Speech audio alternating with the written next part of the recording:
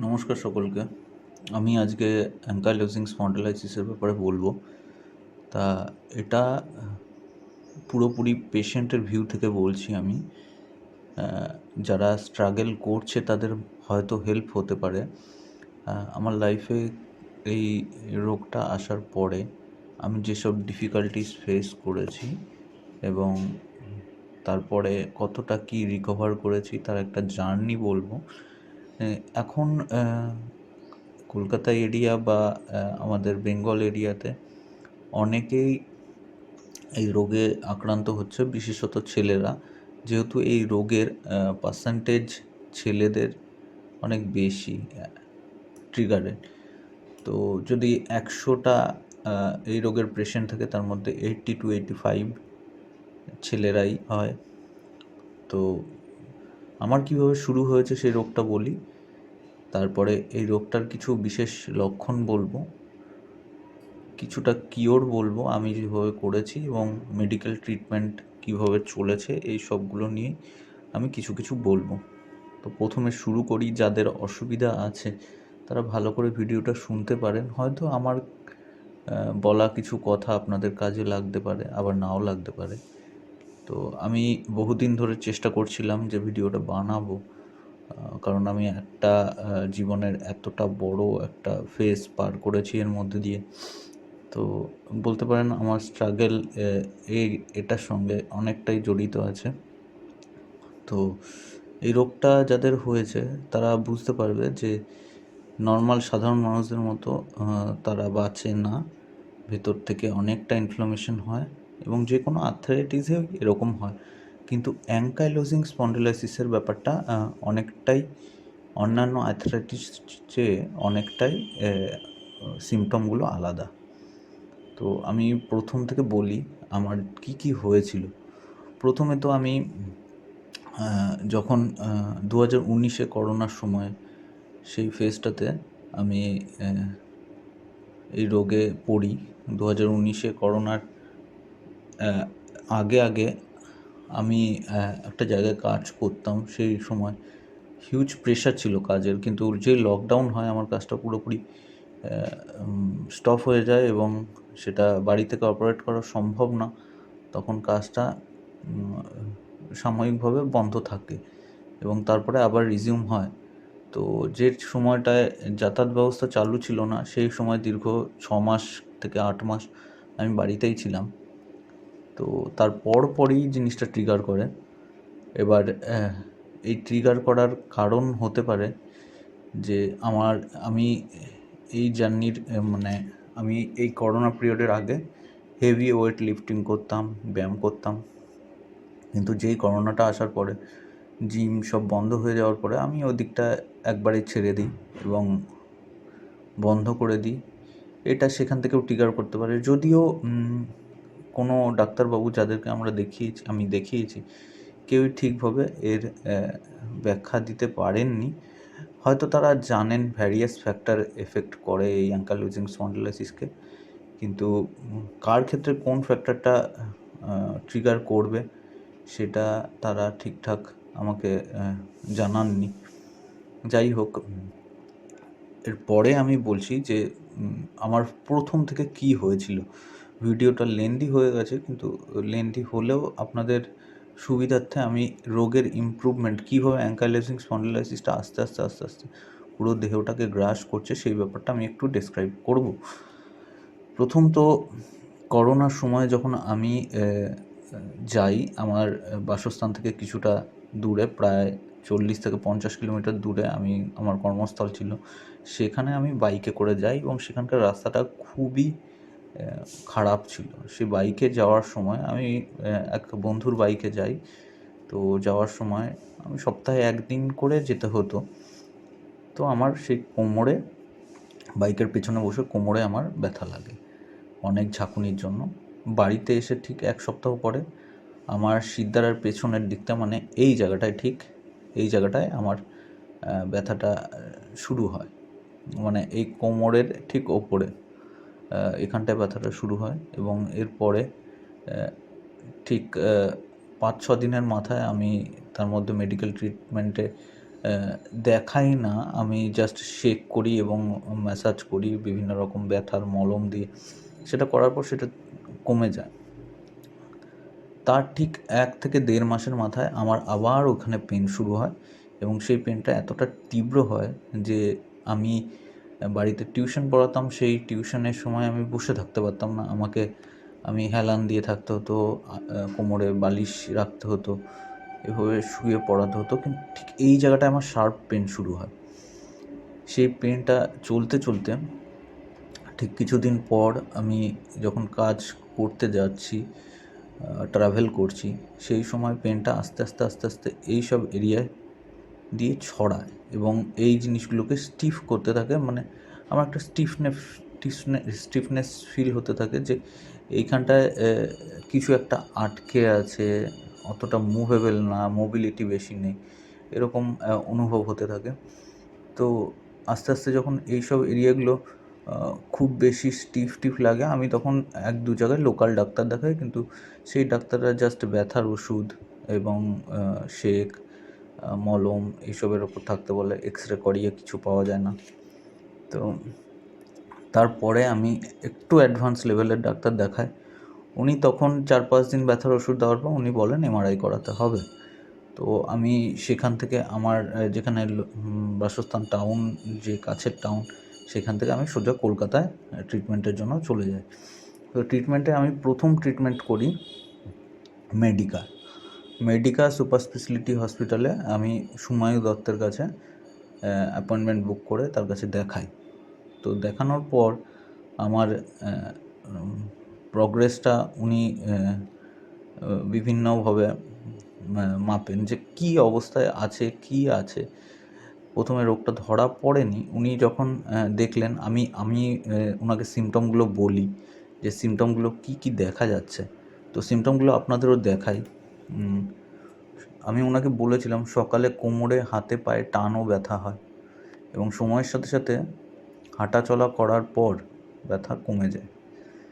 তো এই জিনিসটা দেখা যেত যে যত আমি মুভ করতাম বা কিছু ভারী ওয়ার্ক করতাম, ব্যথাটা আস্তে কমে যেত। আবার রাত্রের দিকে একটু বিশ্রাম নেওয়ার পর বাড়তো, এরকম জিনিস ছিল। তো বিশেষত এসআই জয়েন্টে তীব্র ব্যথা এবং শিরদাঁড়া দিয়ে ব্যথা হতো। এগুলো আমি ডাক্তারবাবুকে বলেছিলাম এবং আপনাদের যাদের আছে তারা রিলেট করতে পারবেন, বা যাদের ডেভেলপ করছে তারাও সতর্ক হতে পারবেন। হাঁটতে গিয়ে তীব্র ব্যথার অনুভব করা এবং এসআই জয়েন্টে ইলেকট্রিক্যাল শকের মতো তীব্র ব্যথা। এসআই জয়েন্ট আমি দেখাচ্ছি এসআই জয়েন্ট কোনটা, অনেকেই জানবেন। আচ্ছা, এসআই জয়েন্ট হচ্ছে এই এরিয়াটাকে এসআই জয়েন্ট বলে। এইখান থেকে যেখান থেকে পা বেরোচ্ছে এই সাইডটাকে ডাক্তারি ভাষায় এসআই জয়েন্ট, স্যাক্রোইলিয়াক জয়েন্ট বলে। তো এই এরিয়াতে আমার প্রচণ্ড ব্যথা হতো এবং এটা অনেকটা ইলেকট্রিক শকের মতো ব্যথাটা হতো, পুরো ইলেকট্রিক শকের মতো ব্যথা হতো। আমি যখন হাঁচতাম তখন তীব্র যন্ত্রণা হতো এবং আমি যদি পাশ ফিরে শুতাম বিছানায়, তখন আমার পাশ ফিরতে গিয়ে চোখ দিয়ে জল বেরিয়ে যেত, এতটাই ব্যথা হতো। এবং সমস্ত ব্যথাই ভেতরের জয়েন্ট পেন, বাইরে চাপ দিলে ব্যথাটা বোঝা যায় না, মুভমেন্টেই শুধুমাত্র বোঝা যেত। তো এই পয়েন্টগুলো আমি ডাক্তারবাবুকে বলেছিলাম। এই 6টা পয়েন্ট আমি ডাক্তারবাবুকে বলেছিলাম এবং ডাক্তারবাবু সেই হিসাবে আমাকে কিছু মেডিকেল টেস্ট দেন, ব্লাড টেস্ট দেন এবং তার সঙ্গে এই একটা টেস্ট দেন, সেটা হচ্ছে HLA-B27। এই টেস্টটা দেন, HLA-B27। তো এই টেস্টটা দেন। এবার এই টেস্টটাতে আমার কি আসে, আমার আসে পজিটিভ। HLA-B27 কি?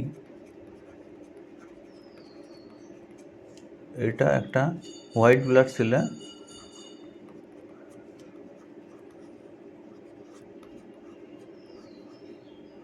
ব্লাড সেলের একটা প্রোটিন, যেটা ডিনোট করে যে একটা জিনের একটা অংশ। আমার যদিও এটা ডাক্তারি বিষয়ে এতটা আমার ডেপথ জানা নেই, এটা একটা হোয়াইট ব্লাড সেলের ডিএনএ প্রোটিন, আমি এটুকুই জেনেছি। তো যারা বেশিরভাগ যাদের এই অ্যাঙ্কাইলোজিং স্পন্ডিলাইসিস হয় বা এএস হয়, তাদের বেশিরভাগ ক্ষেত্রেই প্রায় 95 কেসে দেখা গেছে এটা পজিটিভ পাওয়া যায়। তো আমার সব রকম সিমটম এবং এটা দেখে উনি বললেন যে আপনার এএস হয়েছে এবং এটা দেখা যায় মেনলি যারা যুবক বয়সী 24 বা এর নিচেও হতে পারে থেকে 45 এজের, মানে বলা যায় ওয়ার্কিং পার্সনদের জন্য এটা একটা দুঃস্বপ্নের মতো। তো তো এরপর বাকিটা আমি বলছি যে ট্রিটমেন্টটা কীভাবে শুরু করি আমি। মেডিকা থেকে আমাকে বলে যে কোনো ডাক্তার দেখাতে, রিউম্যাটোলজিস্ট ডাক্তার দেখাতে। তো আমি যাই সোজা, প্রথমে যাই আমি নিউরোসায়েন্সে, মল্লিক বাজারে।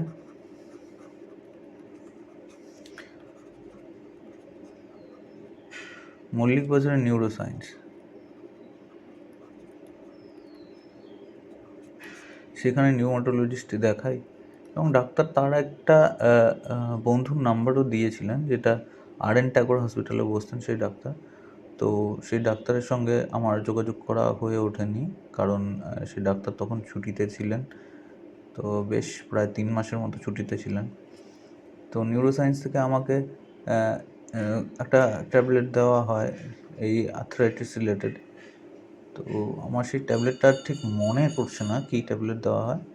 তো নিউরোসায়েন্সে আমি যখন ট্যাবলেটটা খেতাম, এই আর্থ্রাইটিস রিলেটেডই NaSID যত সম্ভব ট্যাবলেটটা, সেটা যখন খেতাম আমার খাওয়ার ঠিক প্রায় সকালে খেলাম, 2টো ডোজ ছিল, সকালে খেলাম বিকেলে খেলাম, ঠিক রাত্রেবেলা আমার গ্যাস হতো, বদহজম হতো এবং সে থেকে আমার পেটে ব্যথা হতো, হজম হতো না, মুখ দিয়ে টক জল বেরোতো। সেই জিনিসটা উনি বলার পর উনি ডাইরেক্ট আমাকে বলেন বায়োলজিক্স নিতে হবে।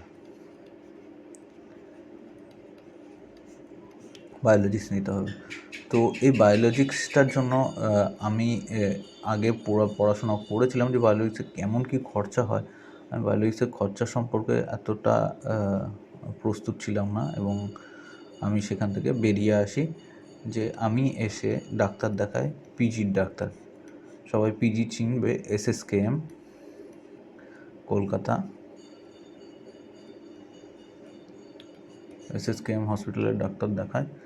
ডাক্তারের নামটা বলছি আমি, তার আগে বলে নিই যে এই SSKM আসার ডিসিশান আমার নিজের থেকেই ডিসিশন হয়েছিল। কারণ হচ্ছে আমার বায়োলজিক্স অ্যাপ্লাই করার মতো আমার টাকা পয়সা ছিল না এবং SSKM-এ আমি মুভ করার কারণ হচ্ছে আমি যেহেতু এইসব ব্যাপারে আমি জার্নাল পড়েছিলাম এবং অনেক ভিডিও দেখেছি, তো আমি ঠিক করি অ্যাডভান্স ট্রিটমেন্টের দিকে আমি যাব।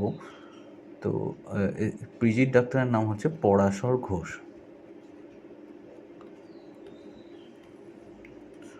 ওই সময় মেবি উনি HOD ছিলেন বা অ্যাসিস্ট্যান্ট HOD বা এরকম কিছু ছিলেন। তো আমি পরাশর ঘোষের কাছ থেকে ট্রিটমেন্ট যখন পাই, আমাকে দেওয়া হয় শ্বাস ট্রিটমেন্ট এবং উনি আমাকে বারবার করে বলে দেন যে সকালে এক্সারসাইজ এবং বিকেলেও এক্সারসাইজ, সকাল এবং বিকেল দুবেলা এক্সারসাইজ করতে হবে এবং ওষুধ কিন্তু এর এক্সারসাইজই, তার ওষুধের ওপর সবসময় নির্ভর করে থাকলে হবে না, এক্সারসাইজই একমাত্র ওষুধ। এবং ডাক্তারের কথা আমার যথেষ্ট ভালো লেগেছিল সেই সময় এবং ডাক্তারের প্রতিটা কথা আমি মেনে চলি। ওই সময় দুবেলা করে এক্সারসাইজ করতাম এবং যে এক্সারসাইজের চার্ট বানিয়ে দিয়েছিলেন সেই চার্ট দেখেই আমি এক্সারসাইজ করতাম। তো আমার জন্য ওই এক্সপিরিয়েন্সটা খুব মনে আছে, কারণ সেই ডাক্তারের কাছ থেকেই আমি রিকভারি শুরু হয়েছে। তো আমি দীর্ঘ প্রায় প্রায় আমার ওই জিনিসটা হয়েছিল প্রায় 3 to 4 months। ওই ডাক্তারের কাছে আমি যখন পৌঁছাই তখন আমার 3 to 4 months অতিবাহিত হয়ে গেছে, মানে আমি 5th মান্থের সময় ডাক্তারের কাছে পৌঁছাই। তো ডাক্তার আমাকে শ্বাস তো দিয়েছিলেন এবং আমার যে তীব্র ব্যথা হচ্ছে তার জন্য আমাকে একটা ইঞ্জেকশন নিতে বলেছিলেন, যত সম্ভব ইঞ্জেকশনটা স্টেরয়েড ইঞ্জেকশনটা আমাকে দেওয়া হয়। স্টেরয়েড ইঞ্জেকশনটা দেওয়ার পরে আমার যে জয়েন্ট পেনগুলো ছিল এই জয়েন্টে যে পেনগুলো ছিল সেই পেনগুলোতে আমার অনেকটা ব্যথা কমে যায়। তো স্টেরয়েড ইঞ্জেকশন দেওয়ার পর কী হয়, আমার হাঁটুটা ঠিক 1 সপ্তাহের মাথায় হাঁটুটা এরকম হয়ে যায়, ফুলে যায়। তো হাঁটুতে জল জমে যায়। স্টেরয়েড ইঞ্জেকশন শরীরের জন্য ভালো না, উনি বলে দিয়েছিলেন।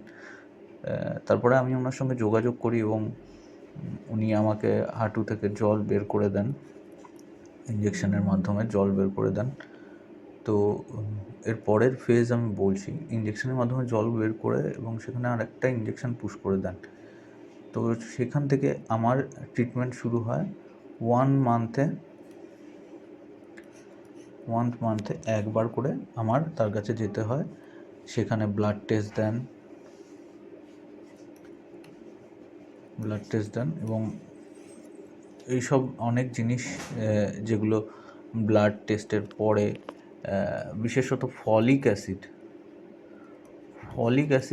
ব্লাড টেস্টে আমার বিভিন্ন রকমের বিভিন্ন জিনিস অ্যাবনর্মালিটি ধরা পড়ে এবং তারপরে প্রতি মাসেই সেই ফলিক অ্যাসিডের আমার একটা সাপ্লিমেন্ট দেওয়া হতো। আমার অতটা মনে পড়ছে না ওই টাইমটার কথা। টাইমটা ছিল 2021-22-এর সময়। এই সময়টা আমি ফলিক অ্যাসিডের যখন সাপ্লিমেন্ট নিই, যেহেতু আমাকে শ্বাস খেতে হতো, শ্বাস খাওয়ার সঙ্গে সঙ্গে আমার ব্লাডের বিভিন্ন রকমের অ্যাবনর্মালিটি ধরা পড়ছিল এবং কন্টিনিউয়াস শ্বাস খাওয়ার জন্য আমাকে ফলিক হিসাবে এটা সাপ্লিমেন্ট দেওয়া হচ্ছিল। তো প্রতি মাসে একবার করে দেখানো আমার পক্ষে সম্ভব হয়ে উঠছিল না, যেই কারণে আমি এইখান থেকে অ্যাডভান্স ট্রিটমেন্টের কথা চিন্তা ভাবনা করি। কারণ আমি কলকাতা থেকে বেশ কিছুটা দূরেই থাকতাম, প্রায় 100-150 কিলোমিটার দূরে থাকতাম। তো আমি এখান থেকে অ্যাডভান্স ট্রিটমেন্টের দিকে যাওয়ার চেষ্টা করি এবং আমার কিছু টাকা পয়সা জোগাড় জান্তি করে আমি ব্যাঙ্গালোরে যাই। ব্যাঙ্গালোরে আমি মণিপালে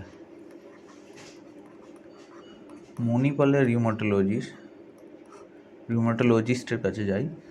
তো রিউমাটোলজিস্টের কাছে যাওয়ার পর আমার যেহেতু এই রোগটা মানে অন্য কোনো ডিপার্টমেন্টেই সম্ভব না, পুরোপুরি ডায়াগনোসড হয়েছে বাত বা আর্থ্রাইটিস টাইপের অ্যাঙ্কাইলোজিং স্পন্ডিলাইসিস। তো আমি রিউমাটোলজিস্ট ডিপার্টমেন্টে ভালো ডাক্তারের কাছে দেখাই। তো সেই ডাক্তার আমাকে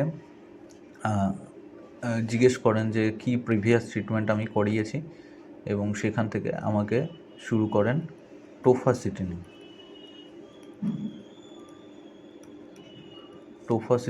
5 mg। এবার বলি, টোফাসিটিনিব 5 mgতেও আমাদের কিন্তু ব্লাডে এফেক্ট পড়বে, ব্লাড টেস্টে এফেক্ট পড়বে। এই ওষুধটা দেওয়ার আগে আমার প্রায় 14,000 টাকার টেস্ট হয়।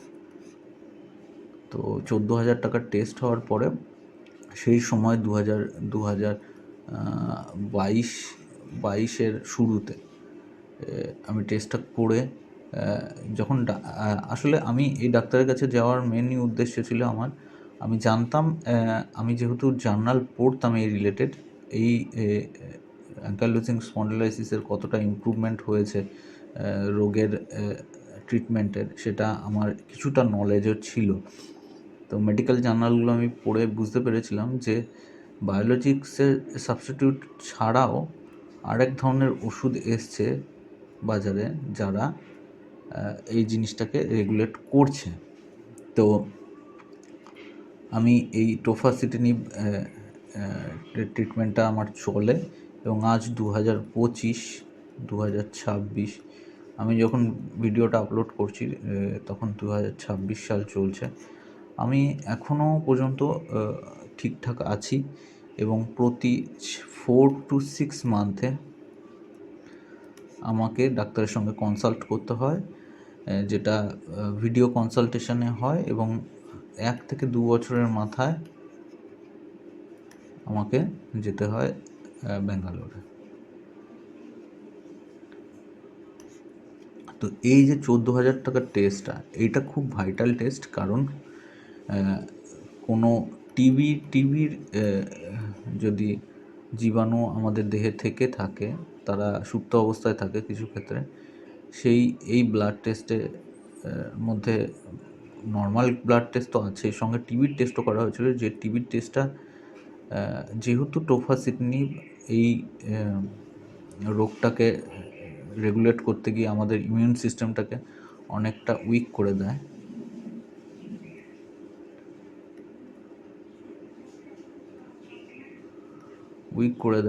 তো তার জন্য এই টেস্টটা করানো খুবই দরকার। এবার আরও ফার্দার কিছু আমি কথা বলি যে এর পরে প্রসেসটা কি হয়েছে, এখনও পর্যন্ত কি অবস্থায় আছে। তো আমার কোনো রকমের মানে স্টিফনেস জন্য ব্যথার ওষুধ খেতে হচ্ছে এমন কিছু ব্যাপার হয় না। আমার ব্যথার ওষুধ খেতেই হয় না, ব্যথার ওষুধ খেতে হয় না। কিন্তু আমার শরীরে যে ব্যথা নেই, পেন নেই তা না, পেন আছে, এবং পেনটা হয় যেহেতু 2-3 দিন আমি যদি ব্যায়াম এক্সারসাইজটা গ্যাপ দিই, তখন আমার পেনটা স্টার্ট হয়। তো আমি যতটা সম্ভব চেষ্টা করি প্রত্যেক দিন সকালে এক্সারসাইজ করা, এবং জাঙ্ক ফুড জাতীয় ফুড আমি সেগুলোর থেকে দূরে থাকার চেষ্টা করি সব সময়। তো ঈশ্বরের কৃপায় আমার শরীরটা মোটামুটি আছে, ভালোই আছে বলা যায়, এবং আমি ব্যথা মুক্ত আছি। আমার স্টিফনেসটা আছে, কিন্তু নো পেন, এবং পেন আপস অ্যান্ড ডাউনস এরকম কিছু হয়, বেশিরভাগ লোকজনের হয়, কিন্তু আমার ক্ষেত্রে পেন আপস অ্যান্ড ডাউনস হয়নি। আমার ক্ষেত্রে পেনটাই নেই, কনস্ট্যান্ট চলছে স্টিফনেস। এবার এই স্টিফনেসটা কনস্ট্যান্ট তোলার জন্য আমার একটা সুবিধা হচ্ছে, আমি খুব ভালোভাবে কাজ করতে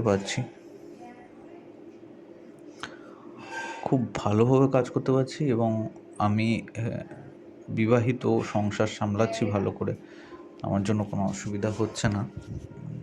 তো আশা করি ফার্দার আপডেট নিয়ে আমি আসবো। আর একটা কথা বলে রাখি, আমার এই ইমিউন সিস্টেম উইক হওয়ার জন্য আমার কিন্তু কিছু ভ্যাকসিন দিতে হয়েছে। তো ভ্যাকসিনটা ওইখান থেকেই আমাকে রেকমেন্ডেড করেছিল, ইমিউনোলজি থেকে। সেই ভ্যাকসিনগুলো আমি দিয়েছি, যেমন pneumonia DPT vaccine, diphtheria, tetanus vaccine, এইসব ভ্যাকসিন কিছু দিতে হয়েছে আমাকে। যাই হোক, আমি আপাতত ভালো আছি, এবং আপনারা যদি আমার এই প্রসেসটা আরও বিস্তারিত জানতে চান বা কিছু গাইডেন্স চান, আমি দিতে পারি। আপনারা জিজ্ঞেস করবেন, কমেন্ট করবেন, আমি দেওয়ার চেষ্টা করব, যতটা সম্ভব হেল্প করার চেষ্টা করব। আমি হেল্প করার জন্য ভিডিওটা বানিয়েছি। আমি যে পেনটার মধ্যে দিয়ে গেছি, সেই পেনটা যাতে সকলে সহ্য নাও করতে পারে, তার হয়তো আরও খারাপ অবস্থা হয়ে যেতে পারে। এই রোগের যদি খুব খুব মানে ইমপ্রুভমেন্ট হয়, রোগটা ইমপ্রুভ হয়ে গিয়ে স্পাইন জোড়া লেগে যায়, এবং এর ট্রিটমেন্ট সম্ভব হয় না, পায়ের হাড় জোড়া লেগে যায়।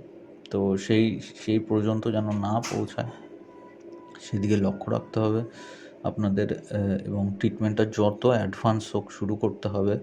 ভিডিও অনেকটা বড় হয়ে গেল, কিন্তু আমি চাই আমার সকল বন্ধুরা বা যারা এই রোগে ভুগছেন, তারা যাতে সঠিক গাইডেন্স পান, আমি কীভাবে প্রসেসের মধ্যে দিয়ে গেছি এবং আমি অনেকটা ভালো আছি, সেইভাবে যদি কারোর উপকৃত হয়, একটু উপকৃত হলে আমি নিজেকে ধন্য মনে করব। আমি বহুদিনের চেষ্টায় এইটা বানালাম। সকলকে ধন্যবাদ।